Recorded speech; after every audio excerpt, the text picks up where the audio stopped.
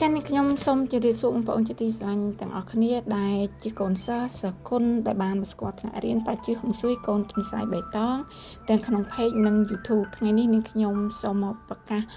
អំពីដំណឹងនៃការរៀបចំផ្នែកសេវាកម្មរៀបចំជំនាញផ្ទះជូនបងប្អូនសិស្សគុណ fan អ្នកគាំទ្រថ្នាក់រៀនកូនទន្សាយបៃតងដែលមានជំនឿទុកចិត្តមកលើថ្នាក់រៀននាងខ្ញុំសេវាកម្មក្បួនបុរាណខ្មែរបូកបញ្ចូលក្បួនវិទ្យាសាស្ត្រខ្លះៗផងដែរនៅក្នុងការរៀបចំជំនាញផ្ទះដើម្បីឲ្យសមស្របទៅនឹងតម្រូវការរបស់បងប្អូននិងជំនឿរបស់បងប្អូនដែលនេះខ្ញុំនិយាយនេះតាក់ទងទៅលើបងប្អូនដែលមានជំនឿជឿទុកចិត្តនៅលើក្បួនទាំងបុរាណឬទាំងវិទ្យាសាស្ត្រមកលើថ្នាក់រៀននាងខ្ញុំដូច្នេះនាងខ្ញុំគឺជាអ្នកគ្រូក្នុងថ្នាក់រៀនកូនទន្សាយបៃតងបានសហការជាមួយនឹងលោកគ្រូរបស់នាងខ្ញុំផ្ទាល់ដែលគាត់មានចំណេះជំនាញហើយនៅក្នុងពេលវេលានេះនាងខ្ញុំនិងលោកគ្រូបានចាប់ដៃគ្នានៅក្នុងការដែលធ្វើសេវាកម្មជូនពុកម៉ែបងប្អូនកូនក្មួយដែលមានជំនឿនៅលើក្បួនមិនថាបុរាណមិនថាវិទ្យាសាស្ត្រផ្នែកក្បួននៃជំនឿការរៀបចំជំនាញផ្ទះមិនថាផ្ទះថ្មីផ្ទះចាស់ការរៀបចំកុងម៉ាការរៀបនៅព្រះភូមិទេវតាចង្ក្រានការរៀបចំនៅបន្ទប់ព្រះហើយក៏មានទទួលជាសេវាកម្មមើលភ្នោម៉ងចេតិយការរៀបចំដំឡើងប្រាង្គដើម្បីតម្កល់ធាតុហើយលោកគ្រូនាងខ្ញុំផ្ទាល់ក៏មានទទួលនៅក្នុងការរៀបចំបន់សពផងដែរហើយខាងថ្នាក់រៀននាងខ្ញុំក៏មានទទួលជាសេវាកម្មផ្នែកជាងសំណង់ម៉ងចេតិយផងដែរដែលសេវាកម្មពាក់ព័ន្ធជាមួយនឹងជាងសំណង់នេះគឺលោកគ្រូរបស់នាងខ្ញុំផ្ទាល់បានចោះជាប់ជាមួយនឹងជាងមិនឲ្យបងប្អូនដែលធ្វើសេវាកម្មជាមួយថ្នាក់រៀននាងខ្ញុំខកបំណងទេសេវាកម្មពិសេសមួយទៀតខាងថ្នាក់រៀននាងខ្ញុំក៏មានទទួលធ្វើសៃគីដែលយើងហៅថាភ្នោមនុស្សរស់ដែលបងប្អូនចង់ធ្វើជូនលោកឪពុកអ្នកម្ដាយបងប្អូនចាស់ចាស់ដើម្បីឲ្យគាត់មានសេចក្តីសុខនៅពេលដែលគាត់មានប្រជញ្ញនៅរស់នេះហើយដើម្បីចម្រុងចម្រើនគាត់ឲ្យមានអាយុវែងហើយក៏ដើម្បីត្រៀមរកកន្លែងដែលល្អទុកដាក់នៅពេលដែលគាត់អស់អាយុសង្ខារនិយាយកន្លែងនេះមិនមែនបានន័យថាយើងមើលងាយឪពុកម្ដាយរបស់យើងទេសម្រាប់ការធ្វើសាយគីឬហៅថាភ្នោមនុស្សរស់នេះគឺយើងធ្វើដើម្បីជួយដល់សុខភាពរបស់លោកឪពុកអ្នកម្ដាយចាស់ចាស់ឲ្យគាត់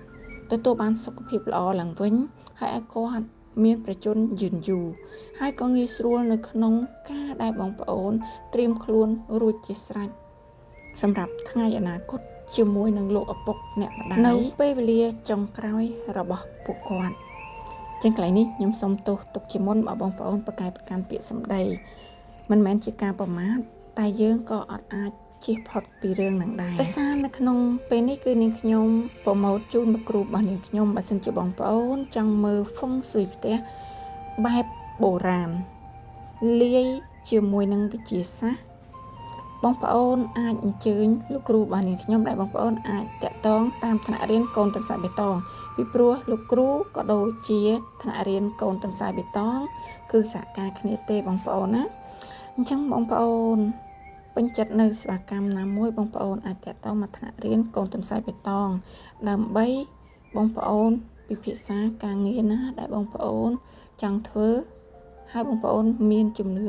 ទុកចិត្តមកលើថ្នាក់រៀននាងខ្ញុំមកលើនាងខ្ញុំបងប្អូនអាចតាក់ទងមកសួរនាំផ្នែកសេវាកម្មផ្សេងៗបានណាបងប្អូនណាហើយនៅក្នុងคลิปវីដេអូមួយនេះ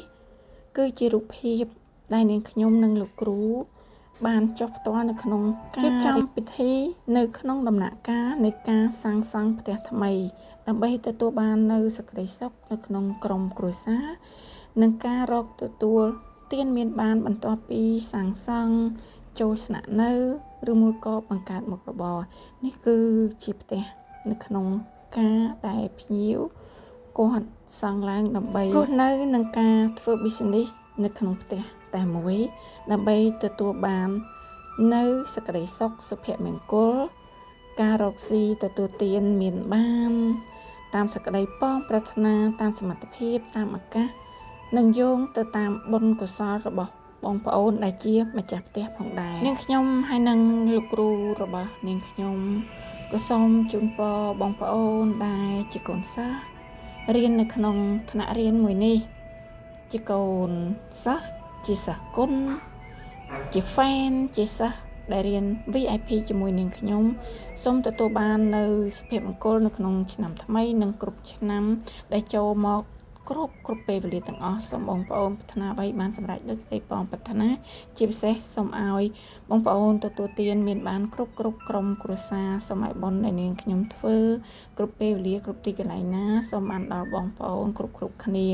ហើយបុណ្យដែលនាងខ្ញុំបានធ្វើនេះក៏សូមជួយទ្រទ្រង់ដល់ប្រទេសជាតិខ្មែរយើងឲ្យបានជៀសផុតអំពីភ្លើងសង្គ្រាមនៅក្នុងពេលឆាប់នេះសូមប្រជាពលរដ្ឋទាំងអស់គ្នាទទួលបាននៅសុខសន្តិភាពគ្រប់គ្នាសាធុហើយនាងខ្ញុំសូមបញ្ជាក់បងប្អូនដែលមានជំនឿទុកចិត្តជាមួយថ្នាក់រៀនរបស់នាងខ្ញុំចាំបងប្អូនធ្វើការទំនាក់ទំនងមកហើយសម្រាប់បងប្អូនដែលមិនមានជំនឿទុកចិត្តមកលើថ្នាក់រៀននាងខ្ញុំឬបងប្អូនមិនចូលចិត្តនៅក្នុងជំនឿមិនថាជំនឿបុរាណជំនឿវិទ្យាសាស្ត្របែបក្បួនចិនសែបងប្អូនបើមិនពេញចិត្តគឺបងប្អូនកុំទៅខ្វល់ខ្វាយកុំទៅគិតទូទាស់ទូមនិញជាមួយនឹងលោកគ្រូអ្នកគ្រូដែលគាត់មានសេវាកម្មខាងផ្នែកផ្សេងបងប្អូនទាំងអស់គ្នាសូមរស់នៅឲ្យមានសេចក្តីសុខរៀងខ្លួនកុំបៀតបៀនអ្នកដទៃគេធ្វើអ្វីបានជាសេចក្តីសុខរបស់គេសូមឲ្យគេមានសេចក្តីសុខទៅតាមអ្វីដែលគេប៉ងប្រាថ្នាចំណែកឯយើងចង់បានសេចក្តីសុខខ្លួនយើងក្រុមគ្រួសារយើងសូមយើងប្រព្រឹត្តអ្វីឲ្យបានល្អទៅតាមពេលវេលាដែលយើងមានទៅតាមសមត្ថភាពរបស់យើងដែលយើងមានទៅតាមទេពកោសល្យដែលយើងមានទៅតាមចំណេះជំនាញទៅតាមចំណង់ចំណូលចិត្តទៅតាមអ្វីដែលយើងគិតថាធ្វើឲ្យយើងនិងក្រុមគ្រួសាររបស់យើងមានសេចក្តីសុខមិនប៉ះពាល់ដល់ផលប្រយោជន៍អ្នកដទៃអញ្ចឹងបងប្អូនសូមរក្សាចិត្តរក្សាគំនិតរក្សាកាយនៅក្នុងផ្លូវសន្តិភាពសម្រាប់ជីវិតនៅក្នុងជាតិនេះដើម្បីធ្វើឲ្យយើងរស់នៅក្នុងសង្គមជាតិប្រកបដោយសេចក្តីសុខ